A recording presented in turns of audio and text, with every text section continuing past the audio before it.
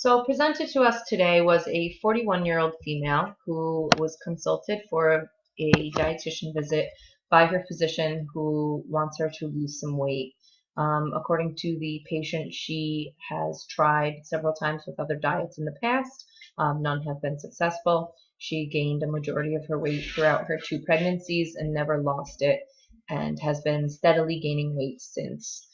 She's not into any regular exercise regime. She does make her dinner, but she's having a hard time because she's only cooking for her 2 children who like junk food, and she's not making a separate meal for herself that's healthy.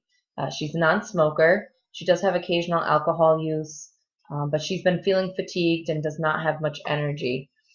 According to her dietary recall, when assessed through supertracker.org, she was consuming about 2,414 kilocalories per day with 75 grams of protein. Based against her estimated needs, this is about 119% of her estimated kilocalorie needs and about 115% of her estimated protein needs. So she is exceeding both of those on a regular basis. She does not have any specific diet order, nor does she have any feeding or oral problems. On physical assessment, she seemed developed, she seemed well nourished.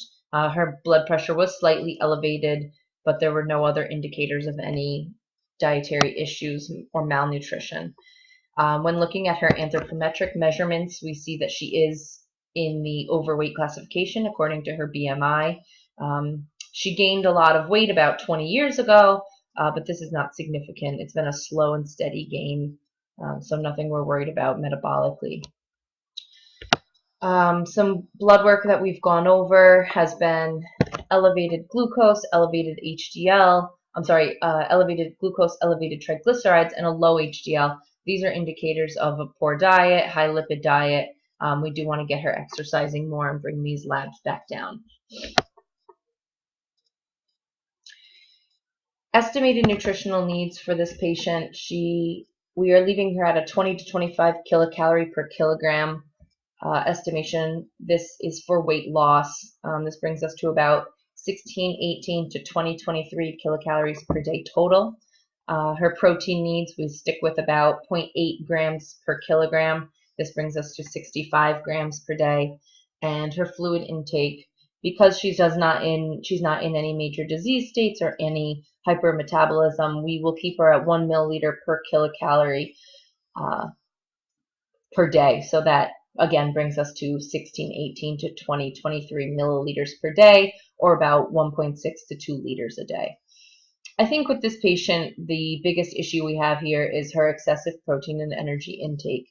This is related to a food and nutrition related knowledge deficit. We can see this because of her consumption of 119% of her estimated kilocalorie needs and 115% of her estimated protein needs. We know that this is a nutrition-related knowledge deficit by her self-reported inability to lose weight despite going on other diets. I think that as part of our intervention, we are going to really discuss meals and snacks with her. We're going to discuss the composition of meals and snacks and how to decrease the energy and the protein intake in these. She's eating about 3 big meals plus 2 snacks, at least 2 snacks and a dessert a day. We want to either cut that back to 5 to 6 small meals throughout the day, if that's how she works better, or 3 meals and limited snacking. This will be something that we discuss with the patient, and we also want to discuss the composition of her meals, leaving out as many cookies and donuts and cutting back where we can.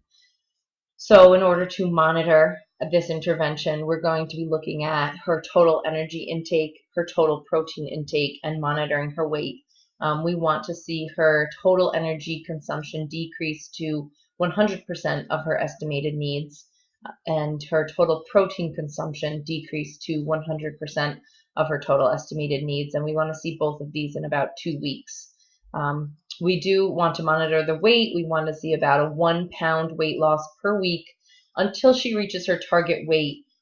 We are going to reassess this at her next visit, and we'll revisit and see how she's doing with the weight loss, if we need to make any other changes or put into play any other interventions. Thank you for bringing this patient to us. We will look forward to working with her, and we can't wait to see where it goes.